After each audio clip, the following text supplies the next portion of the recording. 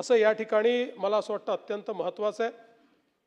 अनेक वेळा म्हणजे जे काही आपल्याला काही पाहायला मिळालं, कोणी मीडियासमोरच अश्लील घोषणा देत आहे, कोणी अजून काही बोलत आहे, कोणी वेगवेगळ्या प्रकारे अध्यक्षांच्या विरुद्धच अध्यक्ष मॅनेज आहेत असं म्हणताय।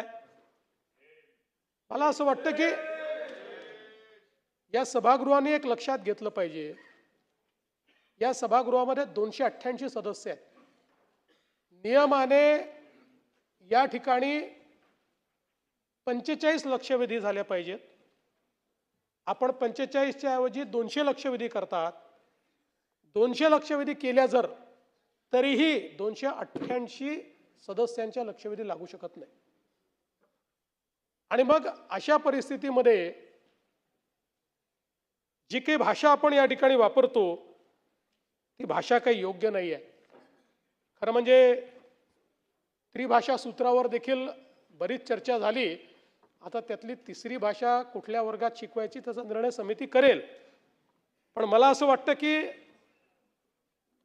आपल्याला एक त्रिसूत्री तरी या ठिकाणी ठरवावी लागेल निवडून आल्यानंतर, आणि ती म्हणजे संसदीय परंपरांचं पालन, संसदीय भाषेचं पालन आणि सातत्यपूर्ण संवाद। ही त्रिसूत्री जरी आपण पाळली तरी देखील मला असं वाटतं की या ठिकाणी निश्चितपणे आपण त्यातनं एक चांगला संदेश देऊ शकू।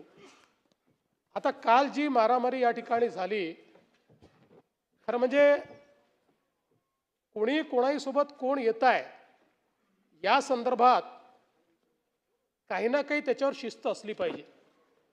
आता आपण जर बघितलं तर या ठिकाणी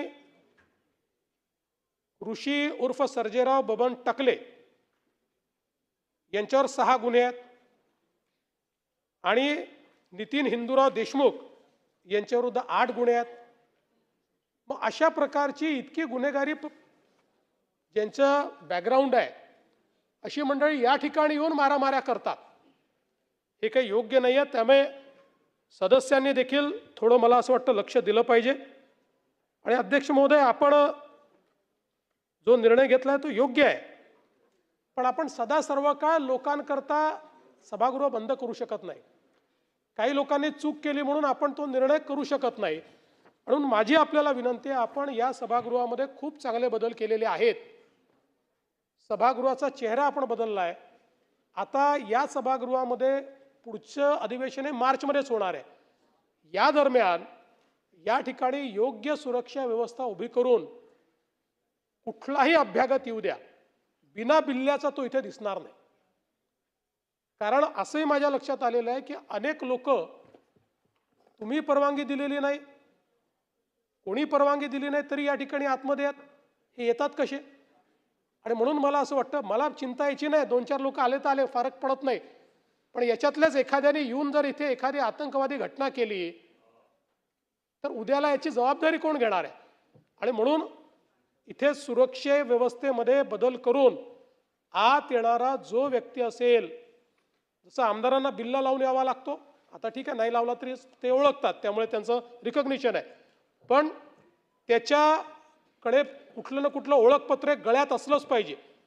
आणि गळ्यात ओळखपत्र नसेल तर सुरक्षा रक्षकांनी त्याला बाहेर काढलं पाहिजे। हे झाल्याशिवाय या ठिकाणी मला असं वाटतं की या गोष्टी आपण निश्चितपणे करू शकणार नाही।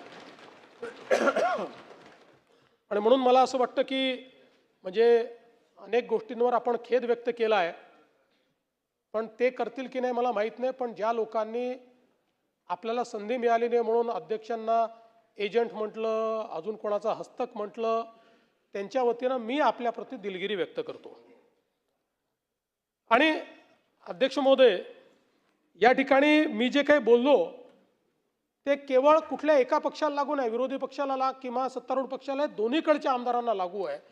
याचं कारण आपण जसे वैयक्तिक आहोत तसे एक इन्स्टिट्यूशन म्हणून देखील आपली इमेज आहे। एक आमदार जेव्हा चुकीचा वागतो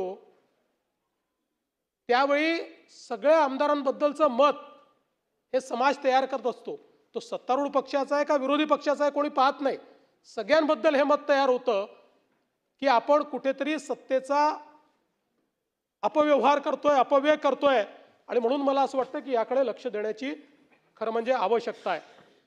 मग काल आता अनेक आज मला पत्रकार भेटायला आले होते, त्यांनी सांगितलं आमच्याशी धक्काबुक्की झाली. आता अनेक गोष्टी या ठिकाणी होतात, मी सगळ्या गोष्टी काही या ठिकाणी सांगणार नाही, पण मला असं वाटतं की या निमित्ताने हा विषय आज महत्त्वाचा आहे आणि यातनं अतिशय वाईट अशा प्रकारची आपली इमेज या ठिकाणी गेली आहे आणि म्हणून निश्चितपणे आपण सगळे लक्ष देऊ.